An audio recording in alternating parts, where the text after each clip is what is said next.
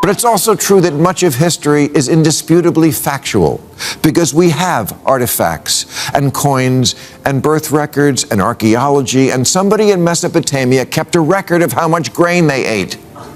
It's not all up in the air to change or delete or make up based on what makes you feel better today. Portland Public Schools has a plan now to teach kids that the idea of gender being mainly binary was brought here by white colonizers. The curriculum guide says, when the United States was colonized by white settlers, their views around gender were forced upon the people already living here. Not even Star Trek would try that story. The woke mob has found a brand new target, and this time it's history itself. Yep, they're busy rewriting the past, dragging once respected heroes through the mud, and acting like erasing statues somehow fixes the future. Now, it might look like just another internet tantrum, but the truth is, this stuff cuts deep. It chips away at the backbone of a nation, at the stories that actually shaped who we are. And that's where Bill Maher comes storming in, fed up, unfiltered, and absolutely locked and loaded. He didn't just clap back, he tore through the woke playbook with surgical precision. And honestly, it was beautiful to watch. So buckle up, hit that subscribe button before you forget, and let's jump straight into it.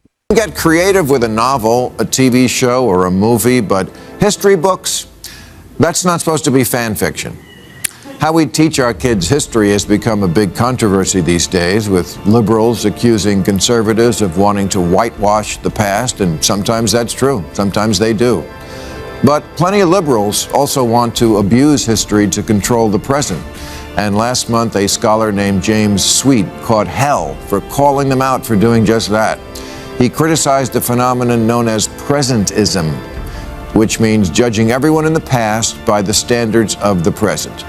It's the belief that people who lived 100 or 500 or 1,000 years ago really should have known better. Believe it or not, the woke left has a brand new obsession, rewriting history like it's their personal fan fiction project. After wrecking the present with their bizarre social experiments, they've now decided the past needs a makeover too. Why? Because bending reality today isn't enough. They want yesterday to fit their agenda as well. They've already shoved their narratives into classrooms, workplaces, even sports arenas. But here's the twist. People are waking up. The grand woke empire? Yeah. It's starting to crumble under the sheer weight of reality. So what's the backup plan?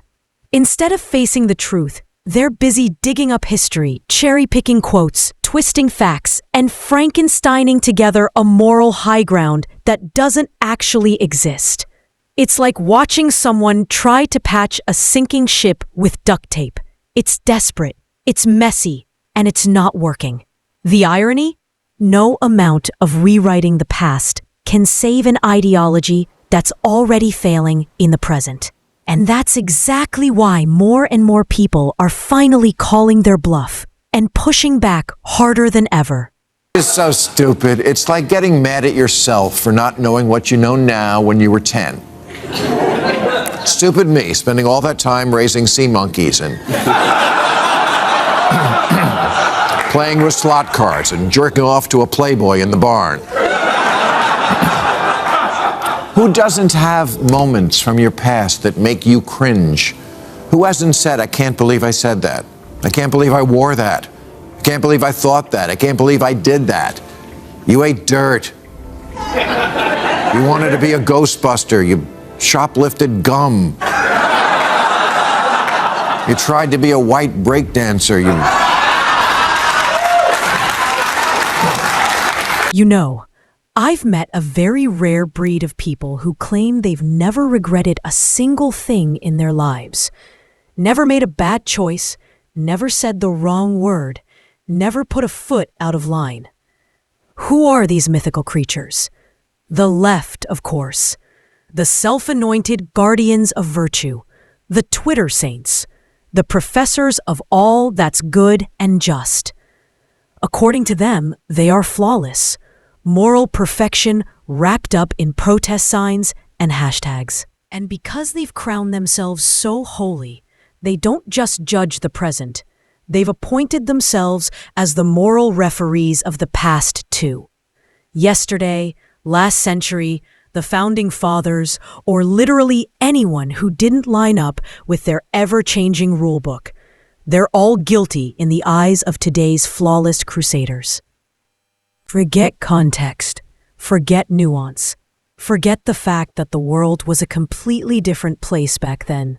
Nope, the left has spoken.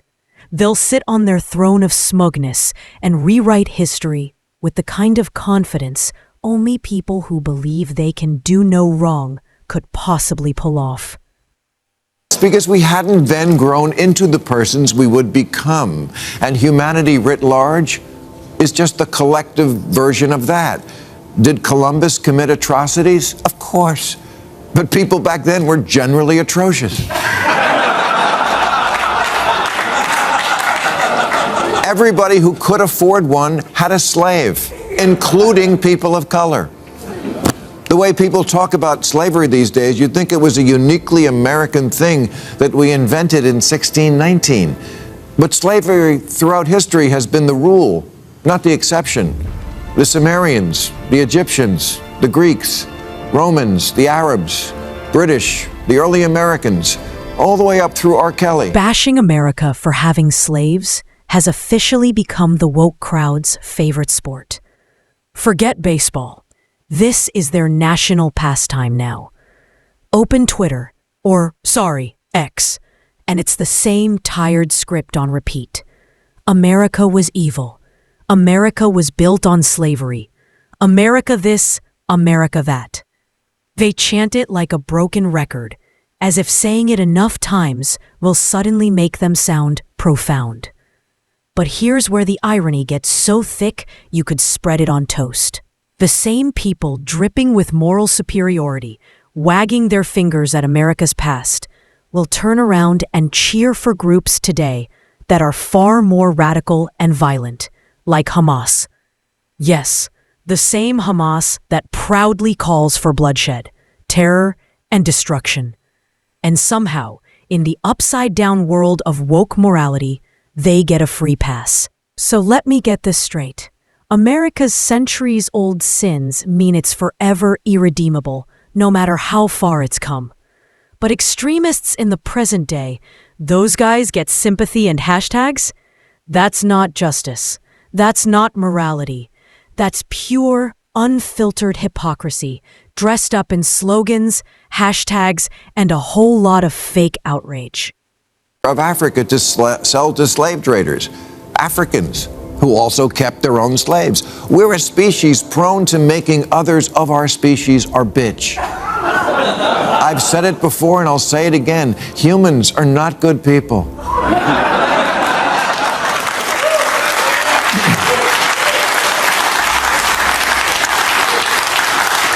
And the capacity for cruelty is a human thing, not a white thing. That's the truth, even though it doesn't jibe with the current narrative. And you know what? That's absolutely true. At the core, human beings are complicated creatures. We all carry the capacity to cause harm if the opportunity is there.